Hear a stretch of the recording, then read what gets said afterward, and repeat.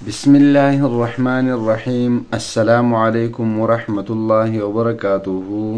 آج میں آپ کو ایک خاص وظیفہ بتاؤں گا ناف کے ٹلنے کے لیے۔ اکثر ناف میں بے انتہا درد ہو جاتا ہے اور اس کا کوئی علاج نہیں ہوتا۔ جس کو یہ مسئلہ پیش آیا ہے اس کو پتہ ہے کہ ناف کا درد کتنا خطرناک ہوتا ہے۔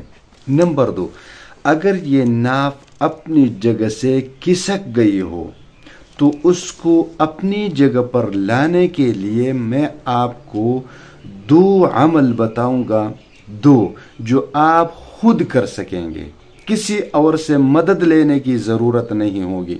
اور یقین کیجئے کہ جیسے ہی آپ یہ عمل کریں گے تو آزمودہ ہوا عمل ہے، میرا اپنا آزمایا ہوا عمل ہے، اور جس کو بھی یہ مسئلہ آتا ہے تو میں اس عمل کو کرتا ہوں، اللہ تبارک و تعالیٰ اسی وقت اس کو شفا عطا فرماتا ہے۔ تو وہ عمل بتاتا ہوں جو میں خود کرتا ہوں، آزمایا ہوا آزمودہ عمل ہے۔ انشاءاللہ تعالی جیسے ہی آپ یہ عمل کریں گے تو ناف اپنی جگہ پر آ جائے گی اور ناف کا درد ہمیشہ کے لیے ختم ہو جائے گا۔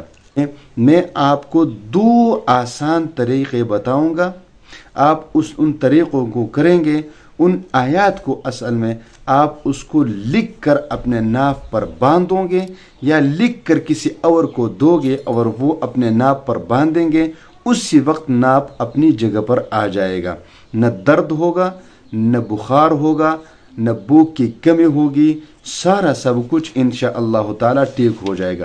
عمل نمبر 1 اس طرح ہے کہ دیکھیے، یہ آپ کو سورۃ الفاطر کا ایک آیت سکرین پر نظر آ رہا ہے۔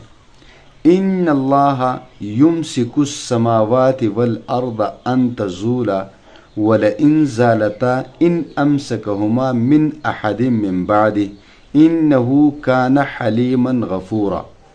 سب سے پہلے آپ ایک مرتبہ درود شریف پڑھ لیجئے، 7 مرتبہ اس آیت کریمہ کو پڑھ لیجئے، پھر 7 مرتبہ درود شریف پڑھ لیجئے، ناپ پر پھونکے اور اس کا ثواب امت کے لیے صدقہ کر دے، اور پھر اسی آیت کریمہ کو ایک کاغذ پر لکھ لیجئے اور پھر اس کو اپنے ناف پر باندھ لیجئے یا کسی اور کو دے کر وہ اپنے ناف پر باندھ لیں گے۔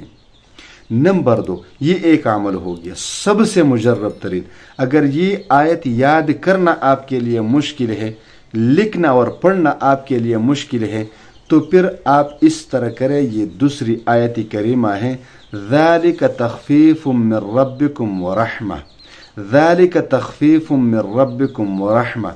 اس آیت کریمہ کو کاغذ کے ایک ٹکڑے پر لکھ لیجئے اور پھر دھاگے کے ذریعے اس کو ناف کے اوپر باندھ لیجئے، انشاءاللہ تعالی اسی وقت ناف اپنی جگہ پر آ جائے گا۔